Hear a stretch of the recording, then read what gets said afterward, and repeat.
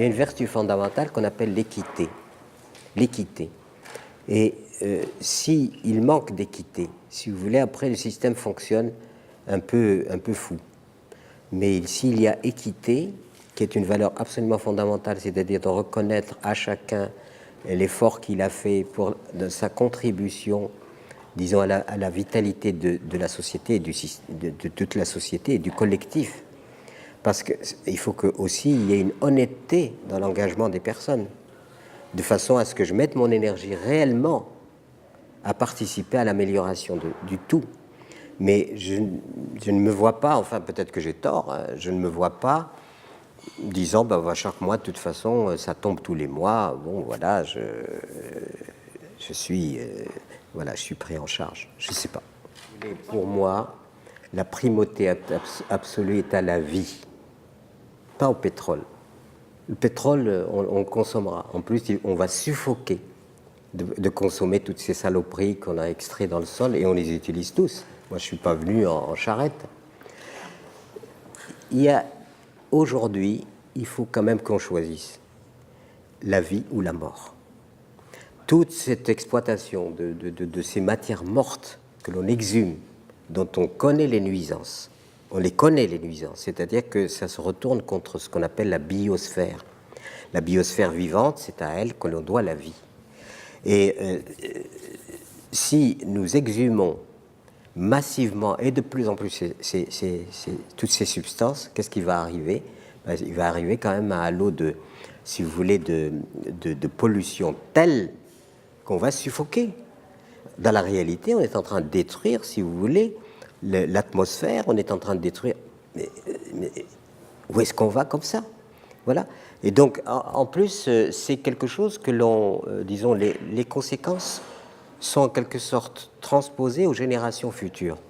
C'est-à-dire que nous privons de rien et on transforme aux générations futures. Et on revient à quoi? À la sobriété. Si aujourd'hui on n'apprend pas, si vous voulez, le contentement par les moyens les plus simples, si vous voulez, nous sommes sur une seule et même planète, qu'on le veuille ou non, qu'on soit ici. Et qu'est-ce qui a divisé finalement? Qui a fait qu'il y a des Français, il y a des Portugais, il y a de ceci, cela, on a mis des frontières et on pense qu'on a...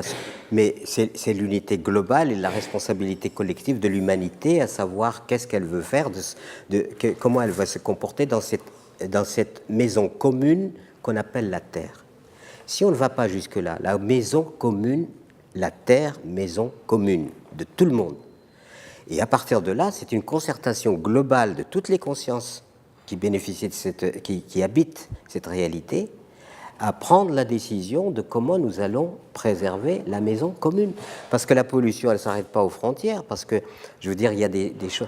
Et continuer dans cette rivalité entre ceux qui ont du pétrole, ceux qui n'ont pas de pétrole, vendre le pétrole, exhumer, vendre, etc., pour moi, c'est infantile.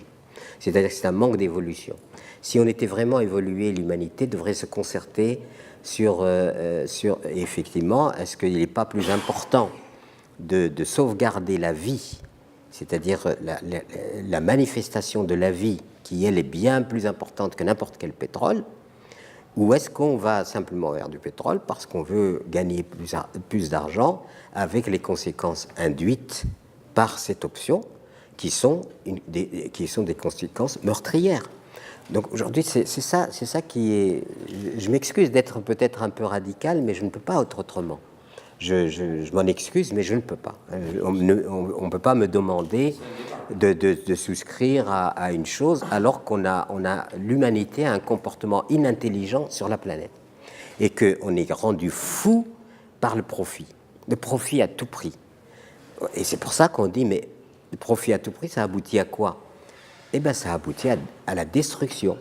Et ce qu'on appelle... Pourquoi nous sommes en réaction par rapport à ce qu'on entend par la croissance économique, la croissance économique, c'est parce que cette croissance économique boulimique, qui ne met aucune limite, est en train de détruire la vie. Voyez? Et si on ne revient pas... Alors, il faut une modération dans nos comportements. Et quand on voit comment on est organisé, la prolifération, finalement, de bagnoles et toutes ces choses. Mais jusqu'à où? Il y a une limite à tout.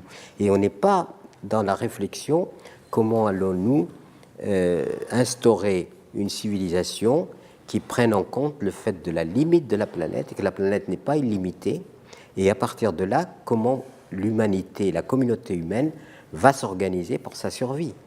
Si on ne pose pas ces problèmes fondamentaux, moi je ne vois pas. À ce moment-là, c'est la manipulation permanente de l'être humain dans l'insatisfaction. C'est-à-dire aujourd'hui, on manipule l'être humain d'une façon subliminale en jouant sur la frustration. C'est-à-dire on entretient la frustration d'une façon permanente. Moi, je suis né dans une culture, heureusement pour moi, quand vous avez entendu dire « Alhamdoulilah »,